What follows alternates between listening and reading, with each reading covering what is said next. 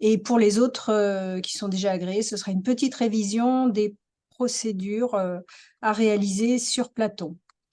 Donc, je vais d'abord vous parler. Alors, je suis Véronique Béranger du Centre Exception Handicap et je suis accompagnée de Delphine Grappelou, Charlotte Teignier et Sandrine Bernard, qui font partie du Centre Exception Handicap. Donc, je vais d'abord vous faire une petite introduction sur le cadre légal. Donc, Platon existe depuis 2010 et il a été créé à la suite de la loi DAFSI, puis qui a été modifiée en 2016 par la loi LCAP, qui proclame le principe de l'exception handicap au droit d'auteur, qui fait que vous avez le droit de reproduire et d'adapter des livres sous droit. Donc, Platon rassemble les livres les livres numériques que vous demandez aux éditeurs. Donc, il y en a à présent 84 000 titres, dont 12 000 manuels scolaires. Et il recueille aussi les fichiers adaptés réalisés par les organismes. C'est une obligation légale depuis 2017. Et cela représente 46 000 fichiers, dont 4 500 fichiers de manuels scolaires.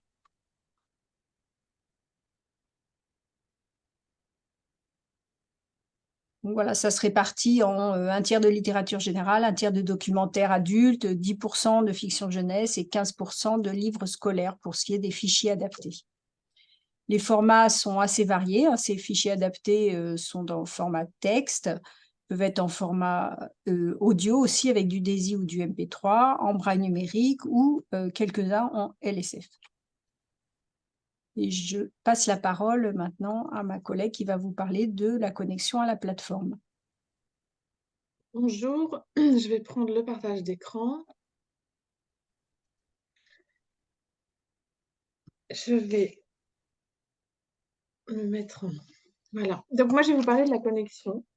Donc, au moment de la parution de l'arrêté dans le journal officiel, le Centre Exception Handicap fait votre inscription sur la plateforme Platon. Donc, à partir des renseignements fournis, des renseignements que vous avez fournis dans le dossier d'habilitation, on renseigne pour créer le compte.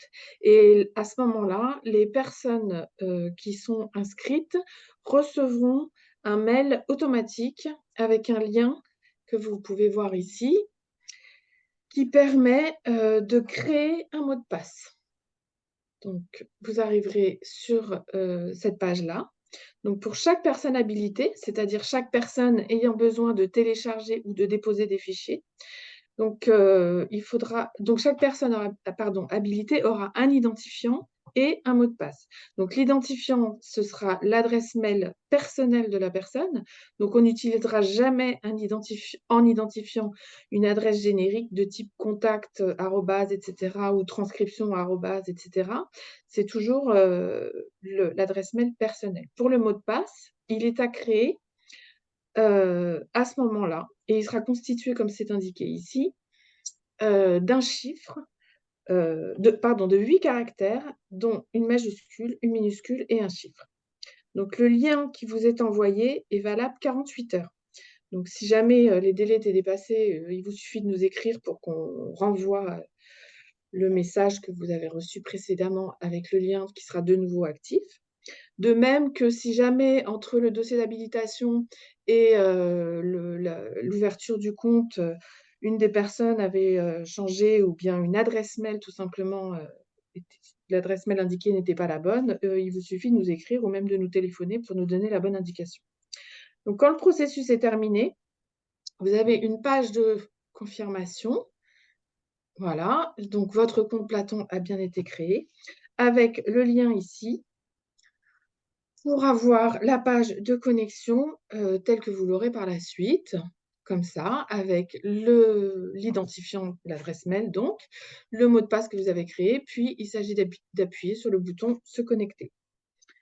Une fois connecté, vous arrivez sur la page d'accueil du compte de l'organisme. Donc là, on est sur la page d'accueil. Vous avez ici le prénom et le nom, qui seront certainement un peu plus réalistes. C'est une page test, hein. Avec le prénom et le nom de la personne à qui appartient le compte. Puis ici, il y a le récapitulatif de l'activité du compte de l'organisme. Et puis, vous avez ici tous les onglets que vous serez amené à utiliser lors de votre pratique. Je vais vous présenter par la suite ce qu'il y a derrière l'onglet « Mon compte ». Mais avant tout, je voudrais vous parler des précautions que l'on prend qui servent à sécuriser informatiquement parlant les fichiers que l'on a sur la plateforme Platon. Donc, ces précautions sont précisées bien sûr dans le dossier que vous avez reçu. Donc, il s'agit de protéger le réseau Internet par un pare-feu, de protéger les postes de travail par un antivirus, de programmer un verrouillage automatique de la session avec une reprise par identifiant et par mot de passe, et puis d'utiliser, comme on l'a dit, Platon avec des comptes personnels, donc, et non génériques. C'est ce qu'on a précisé tout à l'heure. Il ne faut surtout pas se passer les identifiants entre collègues. Et enfin, il s'agit de tenir à jour la liste des personnes habilitées à se connecter sur la plateforme Platon. Donc, c'est à la personne inscrite en compte principal de prendre en charge cette mise à jour. Donc, la personne en compte principal doit tenir ce compte à jour pendant toute la durée de l'habilitation, pendant les 5 années. Vous avez ici la date d'échéance, la date de fin d'échéance, qui englobe les 5 années. Et à l'approche de cette date, le ministère contacte les personnes, ces personnes-là, la personne responsable de l'organisme et la personne en compte principal. Et c'est d'autant plus important d'avoir les adresses mail à jour à ce moment-là, parce que si le renouvellement n'est pas pris en charge, à la date d'échéance, le compte Platon est clôturé et les accès ne sont plus valables. Donc, j'insiste pour dire que les coordonnées doivent toujours être tenues à jour sur la plateforme. Donc, je disais donc que ça repose sur la personne en compte principal qui doit utiliser le bouton « Modifier ».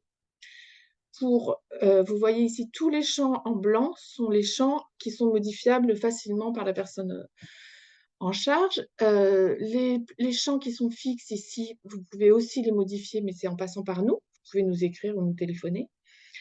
Ce sont les adresses mail qui sont très importantes. Et, pardon, ici, il y a aussi, je suis désolée, j'ai un problème d'affichage. Ici, il y a aussi les destinataires des courriels. Donc là, vous pouvez ajouter des adresses plus génériques, si c'était nécessaire dans votre organisation. Et enfin, il faut tenir à jour les personnes en compte secondaire. Donc, pour cette mise à jour, vous voyez, vous pouvez les ajouter ici avec le bouton « plus ». Ici, vous pouvez ajouter vos comptes jusqu'au nombre de 10 par défaut, mais c'est encore une fois ici, nous, à venir si vous nous contactez pour augmenter ce nombre. Et sur chacune des lignes, il y a la personne en compte secondaire que vous avez joint à la liste. Et vous voyez au bout à droite les 3 icônes que vous pouvez utiliser, soit pour supprimer le compte avec la poubelle, pour le modifier avec le crayon, et la loupe, c'est pour en voir le détail. Il faudra bien penser à valider pour que vos modifications soient bien enregistrées. J'ai aussi entouré la petite aide en vidéo qui peut être très utile, qui récapitulera un peu ce qu'on vient de dire. Je vais passer la parole à Delphine maintenant pour la suite de notre présentation. Alors, bonjour à tous. Alors, moi, je vais vous présenter déjà comment déjà actionner les demandes sur Platon. Mais avant de demander, je vous conseille de rechercher d'abord les fichiers existants sur la plateforme. Donc là, je vais passer directement en mode démonstration. Je suis sur la page accueil. Donc là, vous allez commencer par ouvrir l'onglet catalogue. Et là, vous allez pouvoir regarder suivant un titre que vous avez choisi. Par exemple, moi, je vais prendre Les Misérables. Voilà. Dans le catalogue Platon, nous avons 13 résultats pour un titre Les Misérables ou contenant le mot Les Misérables. Sur votre gauche, vous avez des facettes qui vont vous permettre de filtrer, de faire du tri dans la liste. Donc là, moi, en exemple, je vais dire, je veux, comme type de public, je veux enfants et adolescents. Ensuite, oui, je veux présence de fichiers éditeurs et aussi voir s'il y a des fichiers déjà adaptés. Et puis, ben voilà, ça a déjà fait un gros tri. Il me reste plus que deux choix. Et là, je vois aussi que je peux choisir le format de fichier, par exemple, adapté, et je vais choisir le PDF. Voilà, et ben comme ça, mon tri est fait. Je peux, alors ici, vous voyez, votre recherche est ici. Si vous voulez changer, retransformer des éléments, vous pouvez effacer ou remettre, etc. pour changer vos filtres.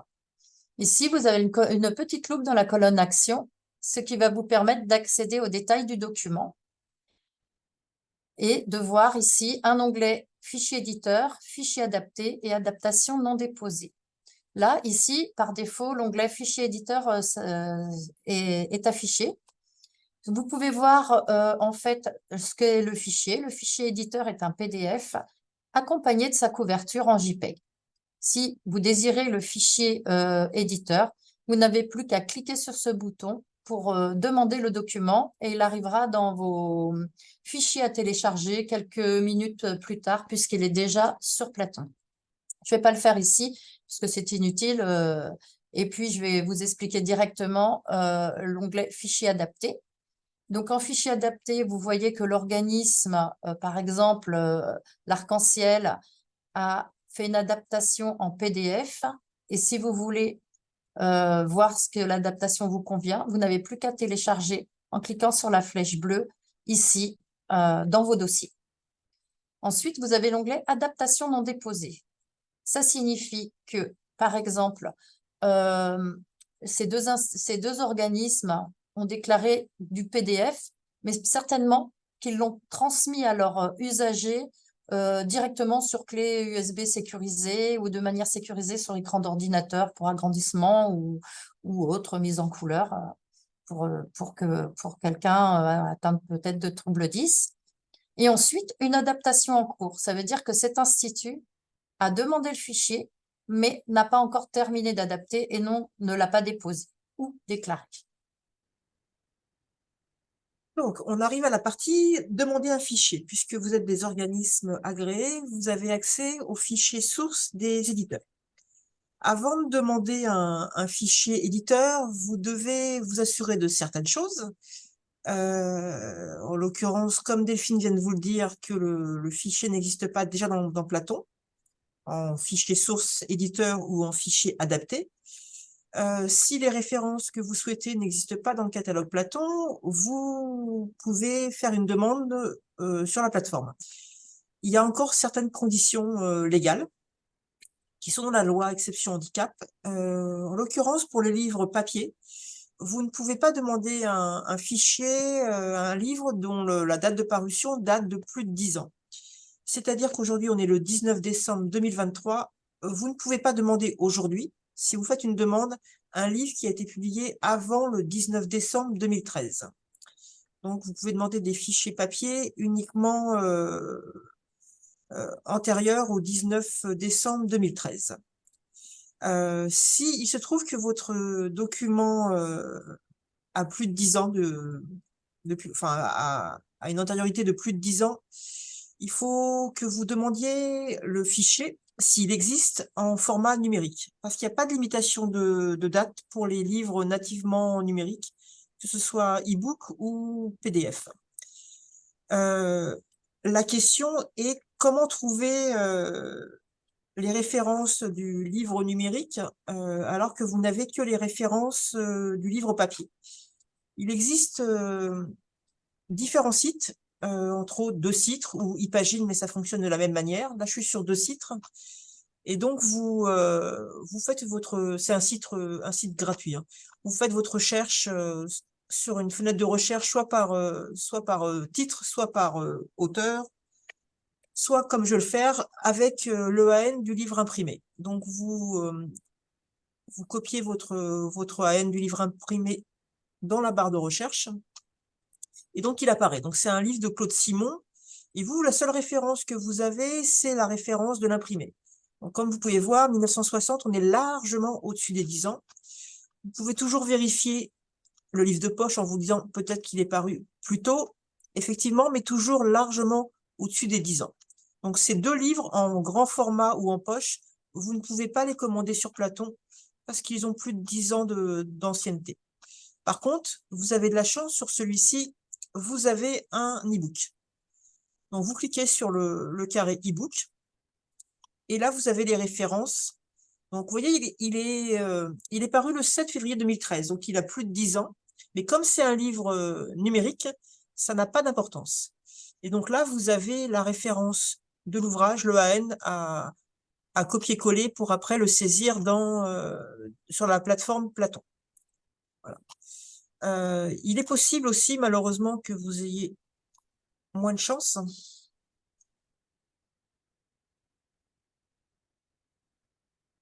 Et que votre référence, malheureusement, donc là, c'est un ouvrage parascolaire chez Magnard, donc qui a été publié en 2006.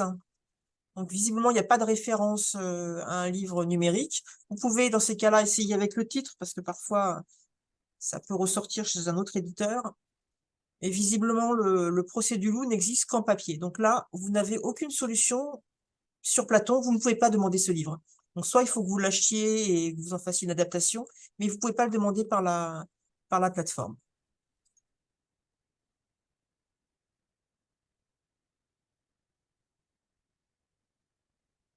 Donc, une fois que vous êtes assuré que l'ouvrage que vous cherchez n'est pas sur Platon, qu'il a bien moins de 10 ans d'ancienneté ou qu'il existe sous forme d'EPUB, vous pouvez faire la demande sur Platon.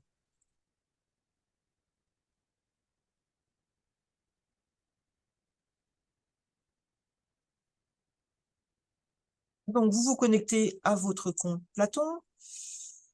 Vous arrivez, comme Charlotte vous l'a expliqué, sur votre page d'accueil. Et là, il y a les différents onglets. Et l'onglet qui vous permet de demander un fichier éditeur, c'est « Demander s'abonner ».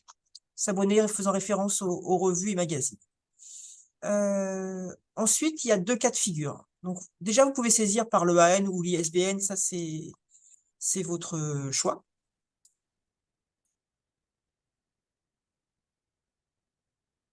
Donc, vous saisissez le AN que vous avez. Comme quasiment toutes les opérations sur Platon, vous validez. Et comme beaucoup de pages sur Platon, vous avez aussi l'aide en vidéo. Donc, vous validez votre demande.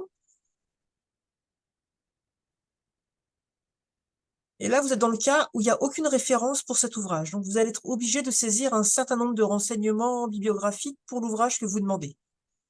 Pour que nous, lorsqu'il va passer en vérification, qu'on puisse valider votre demande avec suffisamment d'éléments pour savoir que ça correspond bien, enfin que c'est bien les bons champs et ça correspond bien à un livre qui rentre dans les conditions de Platon, moins de 10 ans, etc., etc. Les champs obligatoires sont suivis d'une étoile. Donc le titre est obligatoire, l'auteur, l'éditeur, et il n'y a que ça. Juste un rappel, lorsqu'il y a, pour les manuels scolaires, lorsqu'il y a 5, 6, 7 auteurs, c'est pas la peine d'écrire tous les auteurs, vous mettez collectif et c'est amplement suffisant. Voilà, donc ça c'est le premier cas, vous saisissez un EAN, aucun renseignement bibliographique. En général, c'est parce que c'est un ouvrage récent, donc vous devez saisir un minimum de champs bibliographiques. En fait, quand l'ouvrage est reconnu, les différents champs sont remplis, en fait. Voilà, le titre, l'auteur, etc. C'est un peu moins parlant quand on ne le voit pas, mais voilà, ça ressemble. Enfin, il y a les champs qui sont déjà remplis. Donc, une fois que vous avez fait votre demande de fichier éditeur, il peut passer directement chez l'éditeur, être transmis directement à l'éditeur ou passer en vérification. Ça veut dire qu'il va passer entre les mains de l'équipe du centre exception handicap. Et ensuite, l'éditeur a 45 jours pour déposer les fichiers. Et une fois que le fichier est déposé, vous allez sur votre compte et je vais vous faire voir comment vous téléchargez un fichier éditeur que vous avez demandé.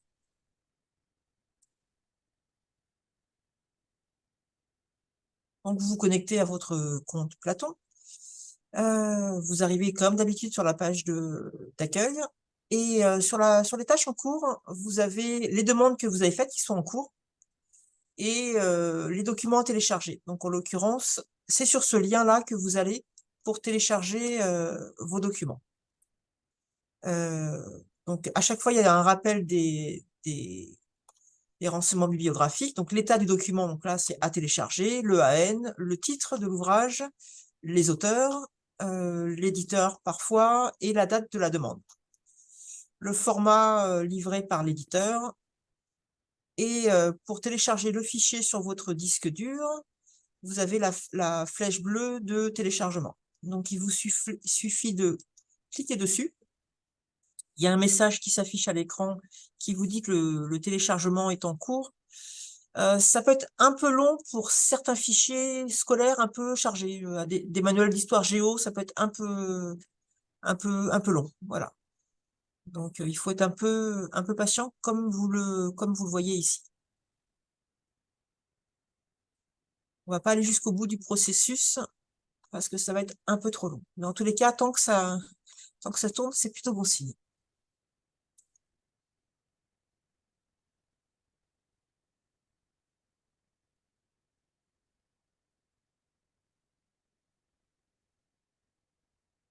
Donc, une fois que vous avez téléchargé votre fichier,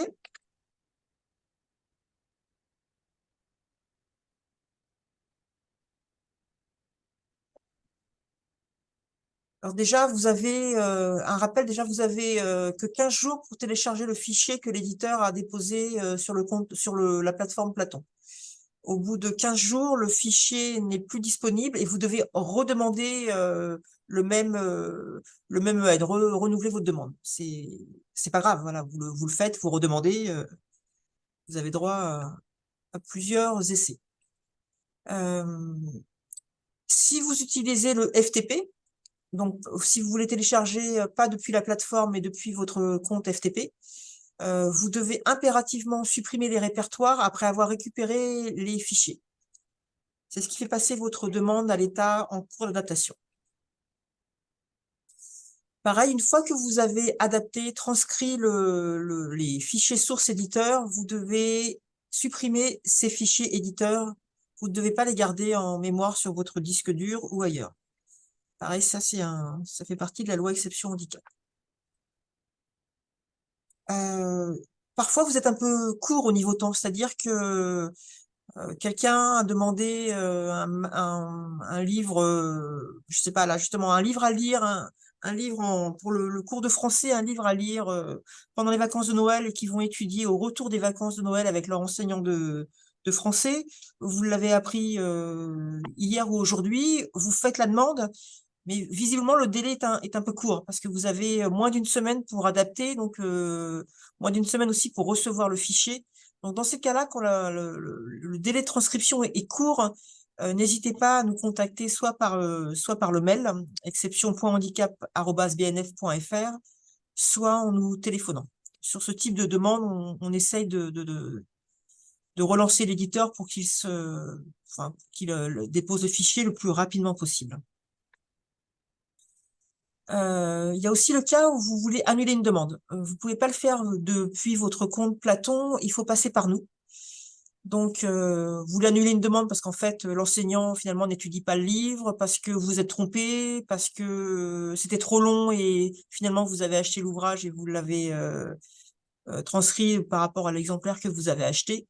Donc, dès que vous voulez annuler une demande, quel que soit le motif, vous nous contactez, pareil par mail, en nous donnant l'EAN et le titre concerné. Voilà. En disant, voilà, merci d'annuler le petit pois vert et EAN tant. Et nous, on le fait annuler par notre service informatique. Ce que j'entends par là, c'est que c'est pas immédiat. C'est-à-dire qu'entre le moment où vous allez nous demander une annulation et le moment où elle va être effective sur votre compte, il va se passer entre 15 jours et 3 semaines environ. Et maintenant, justement, je vais passer la parole à Véronique qui va vous parler des précautions par rapport à la transmission des fichiers adaptés.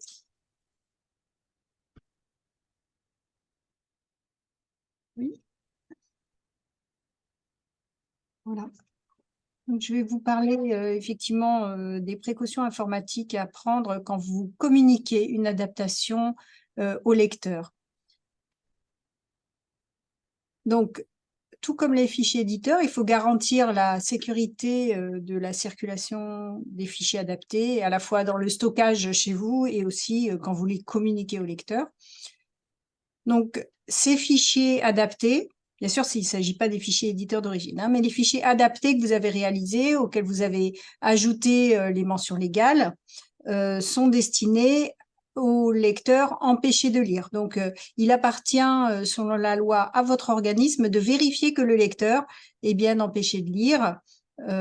Et tout justificatif suffit, mais il faut un entretien. Voilà, il peut fournir une simple déclaration sur l'honneur, mais il vous appartient de le vérifier. Les lecteurs doivent être informés du cadre légal dans lequel ils reçoivent ces adaptations et ils doivent signer une charte d'engagement pour que la lecture soit strictement personnelle. Alors, strictement personnelle, pour un enfant, ça veut dire, évidemment, il peut lire avec un parent, avec un éducateur, mais ça veut dire qu'il ne diffuse pas l'adaptation à d'autres personnes qui ne seraient pas, enfin, même à d'autres personnes tout court. Vous avez ici un lien vers le guide des bonnes pratiques de l'exception handicap hein, qui vous explique en détail toutes ces recommandations.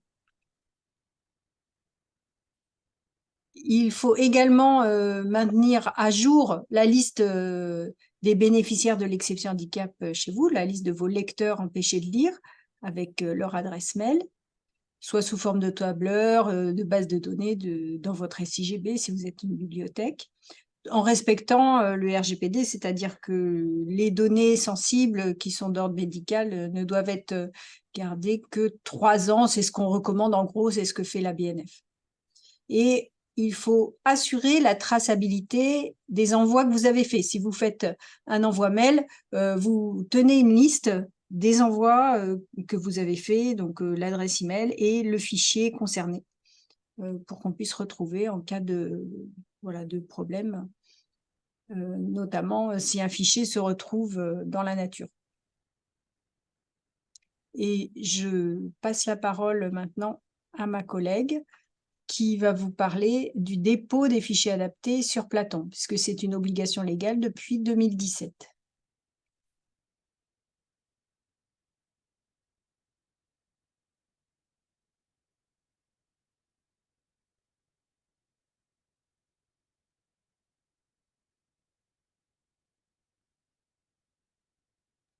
Bon, alors moi, je vais vous parler là maintenant de comment déposer vos adaptations.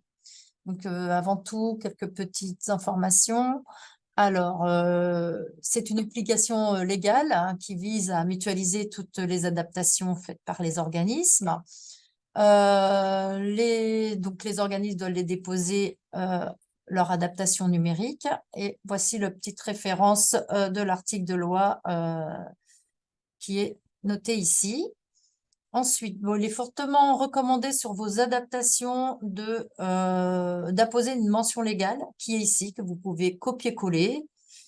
Et aussi, à la fin, peut-être en bas de page, aussi, adaptation réalisée par le nom de votre organisme et reproduction, diffusion interdite. Vous allez le retrouver dans le petit guide des bonnes pratiques que vous trouverez pour ceux qui ont des FTP à la racine des FTP dont je vais vous parler tout à l'heure.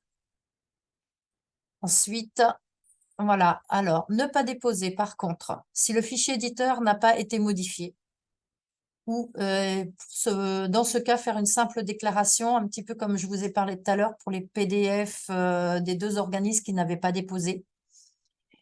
Alors, une adaptation, c'est quoi? Une adaptation, c'est un format et un fichier. C'est-à-dire que si vous avez une adaptation qui fait l'objet de plusieurs fichiers Word ou plusieurs fichiers PDF, réunissez-les sous un fichier zip.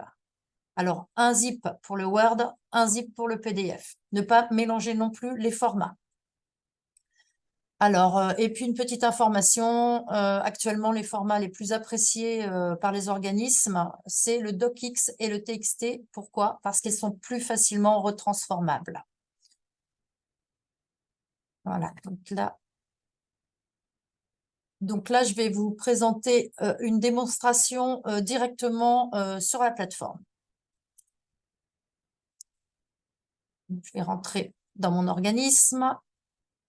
Voilà. Donc, j'ai des adaptations déposées. Je vais me diriger directement vers déposer, déclarer cet onglet. Voilà. Là, on me propose directement de saisir l'EAN du titre que j'ai à déposer. Donc, je vais aller dans mes dossiers. Moi, je les ai bien, enfin, en fait, je les nomme directement par l'EAN pour pouvoir les retrouver. Je vais vous montrer d'abord celui-ci qui est zippé pour vous montrer qu'il y a deux Word, la couverture plus le corps de l'ouvrage. Ça, c'est pour vous montrer qu'il a été zippé. Il faudra le mettre, quand on veut le déposer, mettre le zip, ce qui fait l'objet d'un seul fichier. Ici, je vais déposer celui-ci. Il n'est pas zippé, mais parce que le Word fait la totalité de l'ouvrage, couverture comprise. Donc là, quand on dépose par la plateforme, ce n'est pas nécessaire de le zipper. Donc là, je vais renommer juste pour prendre son EAN. CTRL-C, je retourne sur ma plateforme et je colle mon EAN. Je valide. Voilà, on arrive sur la description de l'ouvrage, sa fiche bibliographique.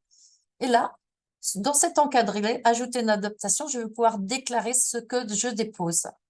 Donc là, je vais déposer un docx. C'est un format, voilà. Déclarer la police, je vais dire que j'ai fait du Verdana, taille, je sais pas, 24. Si vous avez fait du gras, vous cochez cette case. Ou si votre texte est en italique, vous pouvez cocher cette case. Là, je ne vais pas le faire. Commentaire, vous pouvez apposer un commentaire utile à la description de votre adaptation. Là, je vais rajouter, par exemple, interligne, je ne sais pas ce que j'ai écrit, oui, voilà, 1,5, ce qui va étoffer la description de mon adaptation. Ici, c'est une adaptation partielle, ça ne concerne uniquement les ouvrages scolaires. Donc, ne le cochez pas pour là, c'est un ouvrage dans son intégralité. Donc là, je vais pouvoir aller choisir mon fichier dans mes dossiers. Voilà, le CID. J'ouvre. Le fichier vient se poser là. Ici, vous voyez règles de dépôt que vous pourrez lire à tête reposée. Voilà, c'est des petites choses à savoir pour les dépôts, ce qu'il faut déposer ou ce qu'il ne faut pas déposer. Donc, mon fichier est bien ici. Je vais pouvoir, en cliquant sur plus, voilà, il passe donc sur la droite. Je peux vérifier ce que j'ai déclaré. DocX, Verdana 24, Interlink 5. Je peux modifier ou je peux supprimer si je me suis trompée. Voilà. Mais j'ai à ce titre, je l'ai aussi fourni à un usager, mais sur écran d'ordinateur. Donc là, je ne vais surtout pas déposer le fichier qui est stricto sensu le fichier éditeur, mais je vais le déclarer. Donc là, je vais déclarer que j'ai donné en format peut-être PDF. On va dire qu'il y a eu un PDF aussi en fichier éditeur sur ce même titre et que j'ai donné en format PDF à un usager et je n'ai en commentaire, je vais mettre simple ajout des mentions légales. Voilà, ça c'est pour déclarer que vous avez transmis tel que le fichier. Donc là, je ne vais pas choisir de fichier, je vais directement appuyer sur plus. Donc là, vous avez un fichier que vous avez adapté vous-même et vous avez aussi fourni à votre usager sous format PDF, on va dire l'ouvrage. Là, c'est terminé pour ce titre, je valide. Là, on vous dit bien que les adaptations ont bien été enregistrées, votre déclaration sur le PDF et votre dépôt. Si vous avez un autre titre à déposer, ben, vous pouvez cliquer et ainsi recommencer. Voilà, donc je vais vous presser. Alors, je vais cliquer dessus, je n'ai pas d'autre titre, mais voilà, c'est juste pour vous montrer que vous avez, en tant qu'organisme agréé, vous avez deux choix pour arriver à déposer vos adaptations. Soit vous saisissez le N parce que vous le connaissez, soit avec cet onglet-là, sélectionnez un titre. Vous pouvez choisir parmi ceux que vous avez demandés par la plateforme. Ça, ce sont vos ouvrages que vous avez demandés par la plateforme et qui se retrouvent dans cette liste. Et quand vous voulez déposer le fichier adapté, vous n'avez plus qu'à cliquer sur Action et vous allez voir, on va se retrouver sur la page de déclaration. Voilà. Donc maintenant, on va passer à déposer les adaptations par FTP, ce qui est un autre processus pour déposer les fichiers. Donc, quelques informations, c'est plus rapide, ça génère souvent moins d'erreurs. C'est très, très bien pour les fichiers volumineux, mais attention, les commentaires ne sont pas du tout possibles.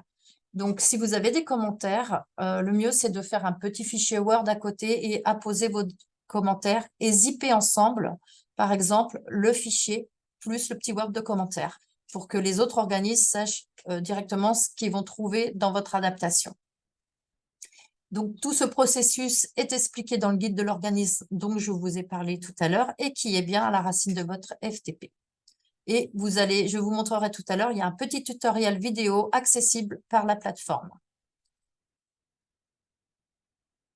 Donc, vos identifiants, pour retrouver vos identifiants FTP, ils vous sont rappelés dans l'onglet « Mon compte » sur votre compte de l'organisme, dans la rubrique « Compte SFTP ». Pour les nouveaux inscrits, ce sera exactement les mêmes que pour la plateforme. Pour les anciens, vous pouvez utiliser vos anciens codes FTP. Si vous téléchargez sur votre ordinateur, vous devez télécharger déjà, avoir le logiciel FileZilla ou WinSCP. C'est un logiciel de transfert, de protocole de transfert de fichiers. Et tous les fichiers, vraiment tous, même ceux qui sont uniques et font l'objet d'une seule adaptation dans son globalité, doivent être zippés. Le FTP n'ingurgite que les zips. Donc, soit vous avez le petit .zip ou le .7z. L'un ou l'autre fonctionne très bien pour le FTP. Donc, nous allons voir ça en live. Je vais vous ouvrir à quoi ressemble un espace FTP. Voilà. Donc là, je suis dans mes adaptations à déposer sur FTP sur mon ordinateur. Je vais d'abord vous montrer comment est nommé à l'intérieur d'un zip.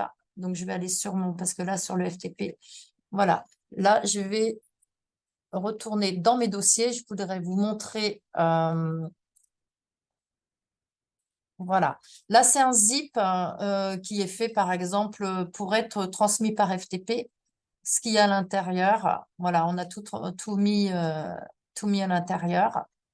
Il est bien zippé et il est surtout nommé d'une manière assez, on va dire, il est nommé avec un 0 qui représente les livres et un chiffre. Alors là, vous avez besoin d'utiliser, je vais vous montrer, le tableau d'aide au nommage qui est là, que vous devez mettre dans votre ordinateur afin de pouvoir l'utiliser. Donc, moi, je vais aller voir si je trouve mon tableau de nommage par là. Je l'ai perdu. Il ne doit pas être très loin. Parce que je n'ai pas ouvert. Tableau de nommage, le voici. Il a dû se perdre. OK. Je retrouve, il est dans gestion des adaptations. Je vais retourner dans mes dossiers. Il est à la racine de mon truc. Voilà.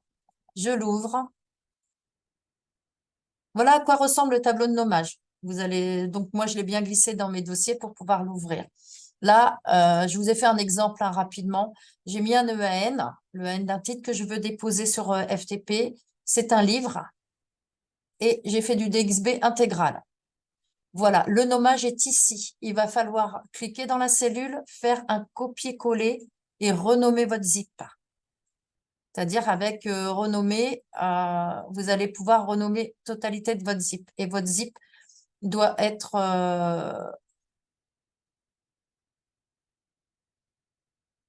sur FTP, c'est bien. Voilà, votre zip, vous voyez, ça ressemble à ce que vous avez dans votre cellule. Donc là, tous mes fichiers sont bien nommés pour être livrés par le FTP. Sur votre FTP, vous avez donc, bon, le guide d'utilisation, c'est celui dont je vous parlais tout à l'heure. Vous le mettez dans vos dossiers, vous pourrez le lire à tête reposée. Le tableau de nommage à utiliser et à toujours garder près de vous. Par contre, vous avez un dossier là, dépôt adapté. Une fois que tout a été bien nommé et que vous avez bien mis ça dans un bon dossier, vous n'avez plus qu'à prendre la liste de toutes vos adaptations bien nommées, suivant, alors les codes là correspondent soit à du DXB, soit du DocX, soit d'un EPUB, soit du MP3, suivant ce que vous avez déclaré. Et là, vous n'avez plus qu'à glisser ici. Ça va se télécharger dans le dossier et après, vous n'avez plus rien à faire. Je ne le fais pas pour pas gonfler la plateforme de test. Ensuite, le système va faire le travail et vos adaptations seront livrées sur la plateforme. Voilà, j'espère ne rien avoir. Ah si, je voulais vous montrer aussi ce petit dans déposer déclaré. C'est une dernière. Voyez, vous avez une vidéo d'aide là pour tout ce qui est déposé déclaré, que ce soit sur la plateforme ou par FTP. Donc, vous pouvez vous y référer. Voilà, ben, j'en ai terminé. Donc, je pense que c'est la place aux questions, si je ne me trompe pas. Voilà, merci. Alors, il y a une question de Marianne Bégin. Est-ce que les éditeurs sont réactifs pour envoyer les fichiers? Ça dépend des éditeurs. Voilà. Une vraie réponse de... La moyenne pour le scolaire, c'est 6 jours. Pour les autres ouvrages, c'est 20 jours. Et certains éditeurs, c'est jamais. Et donc, Il y a certains éditeurs qui malheureusement refusent d'obéir à la loi, de suivre la loi. Pourquoi on ne peut pas récupérer des fichiers de plus de 10 ans? C'est moi qui vous en ai parlé, donc j'ai pas été suffisamment claire. C'est dans la loi, en fait, exception handicap. Et je pense, Véronique, tu vas peut-être me préciser ou me contredire. Il me semble qu'au début de la loi, les éditeurs étaient, comment dirais-je, réticents à fournir leurs fichiers sources. Et donc, ils ont négocié. Et entre autres, ils ne veulent pas passer des heures à récupérer des archives numériques. Donc, je pense que les 10 ans, c'est aussi pour leur faciliter le travail. Tu confirmes, Véronique? oui, c'est ça. C'est ça? Voilà, D'accord. c'est pour que ça reste possible pour les éditeurs de Voilà. récupérer le fichier. Qu'ils n'aient pas besoin d'avoir accès à un tiers, à un archiveur, etc. Il faut qu'ils puissent assez facilement récupérer l'archive que vous demandez. A-t-on des recours contre les éditeurs qui ne répondent pas? Non, aucun. Alors Enfin, quand même, oui, on fait appel à l'ARCOM. Hein. Nous, on fait 5-6 relances, on les appelle, on leur explique. Une fois qu'on a fait ça, on fait appel à l'ARCOM qui va les voir, qui intervient et qui peut les mettre en demeure de livrer. Alors, ce que font les organismes quand un éditeur ne livre pas, c'est qu'ils scannent le livre et qu'ils repartent oui. du scan et de l'OCR. Et ils le mettent à disposition sur Platon. Oui. Le format habituel, ça dépend vraiment du type d'ouvrage que vous demandez. Si c'est du manuel scolaire, c'est à 90% du PDF. Si c'est de la fiction, du roman classique, de la littérature classique, ça sera plutôt du XML.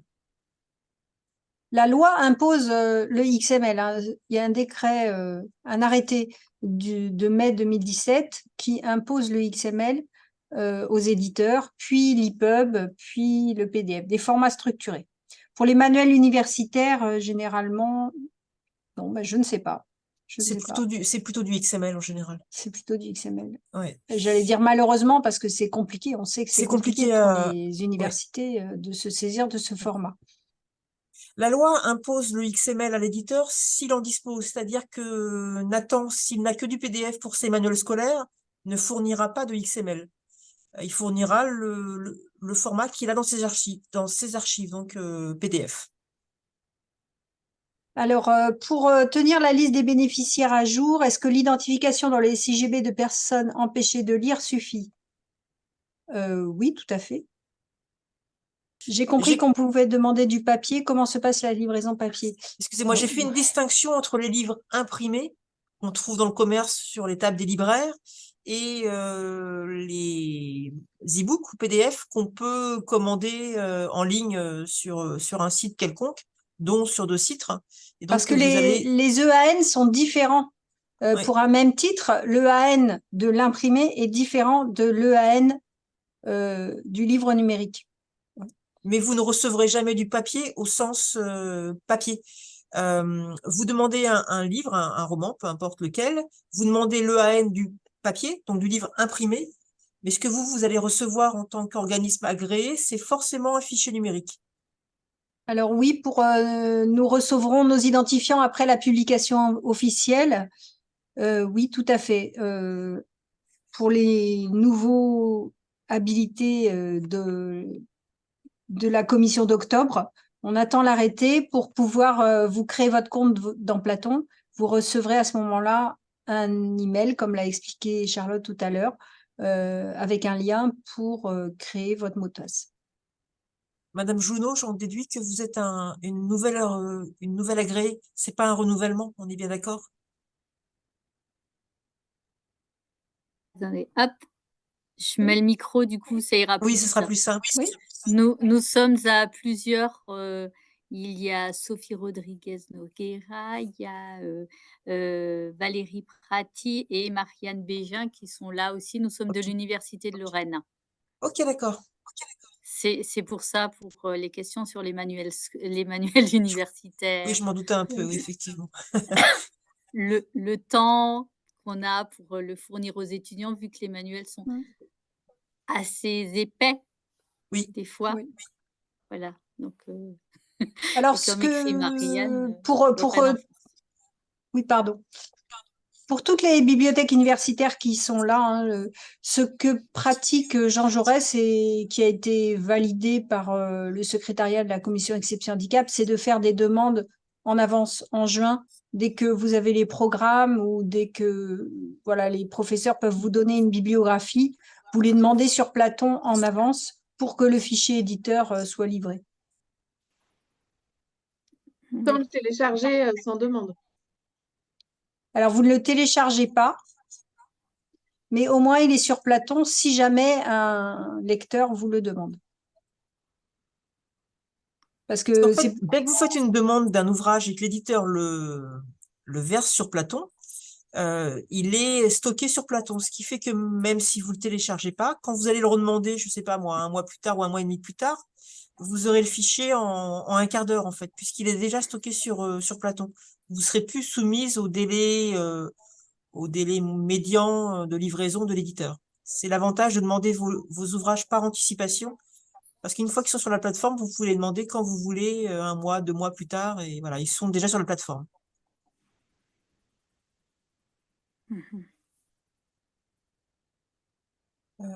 ouais, oui.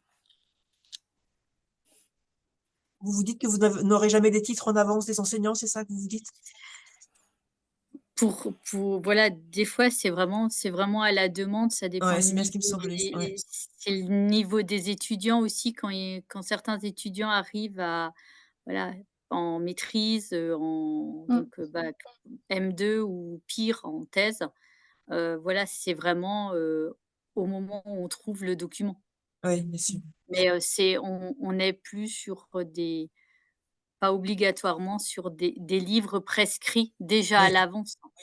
Ouais, j'ai Mais, j'ai bien compris à votre silence que c'était pas forcément la bonne solution. bah, non, mais bah, on verra l'usage, je pense aussi, pour nous. Et merci à tous pour votre présence et bonne prise en main de Platon.